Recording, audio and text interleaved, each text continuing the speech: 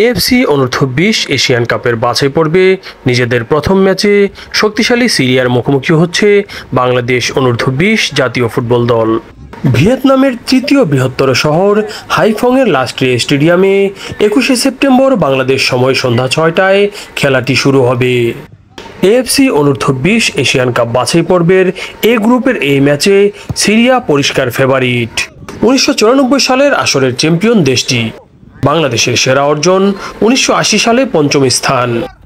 ভুটানে সাফ অনূর্ধ্ব-20 চ্যাম্পিয়নশিপে মারুফুল হকের কোচিংয়েই চ্যাম্পিয়ন হয়েছিল বাংলাদেশ অনূর্ধ্ব-20 জাতীয় ফুটবল দল।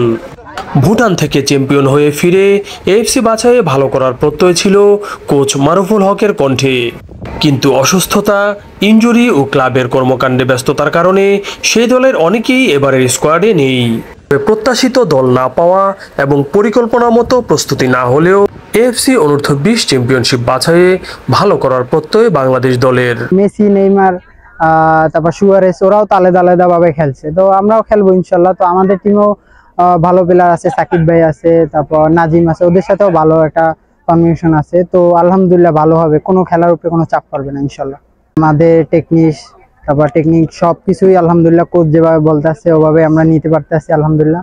তো কালকে আমাদের খেলা সিরিয়ার সাথে, তো সবাই দোয়া করবেন জানি ভালো কিছু নিয়ে মাঠ থেকে বেরোতে পারে। যেহেতু সিরিয়া খুব ভালো টিম, র্যাঙ্কিং অনেক আগে, ইনশাল্লাহ আমরা ট্রাই করবো ভালো কিছু করার জন্য। ট্রাই করবো যে ম্যাচ জিততে না পারলেও যাতে 1 পয়েন্ট নিয়ে আমরা মাঠ থেকে আসতে পারি। যেহেতু শ্রাবণ এবং আসিফ নেই, শ্রাবণ যেহেতু ইনজুরি, সে তো এমনি আসার কথা না, যেহেতু সে ইনজুরি।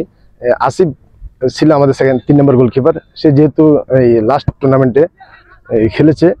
এখন বর্তমানে যে 3টে গোলকিপার আছে, ইনশাল্লাহ আমরা মনে হয় না যে আসিফের অনুপস্থিতিটা আমাদের টিমের উপর প্রভাব পড়বে। গ্রুপ চ্যাম্পিয়ন হতে না পারলেও সেরা রানার্স আপের তালিকায় থাকলে চূড়ান্ত পর্বে যেতে পারবে বাংলাদেশ।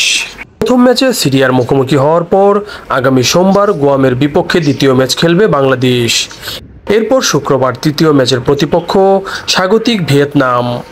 20শে সেপ্টেম্বর ভুটানের বিপক্ষে ম্যাচ দিয়ে বাছাই পর্ব শেষ করবে লাল সবুজরা। We took only 2 weeks preparation for this tournament, and I hope the others team also very strong, although we are hopefully to qualify the second round. এবারে জেনে নিন খেলাটি কিভাবে সরাসরি উপভোগ করবেন। ম্যাচটি সরাসরি সম্প্রচারের কোনো তথ্য এখন পর্যন্ত আমরা পাইনি।